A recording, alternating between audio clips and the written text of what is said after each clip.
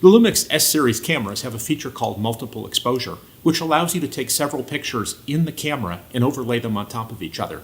Now let's show you how to do it. We're in the Camera tab, Page, Options Photo 2, choose Multiple Exposure, Start.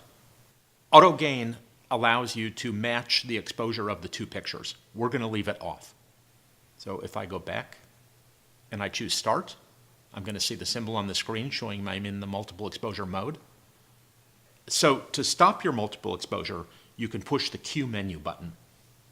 Now let's take a couple of exposures. Now that we've taken the first picture, we press the next button on the screen to advance to the next picture.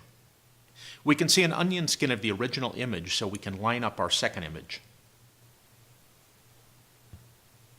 If you want to take another picture, you could press Next.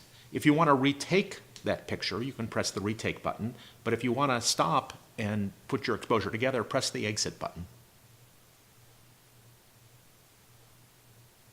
Now that we've overlaid two images, that's how the multiple exposure mode works in the Panasonic Lumix S Series cameras.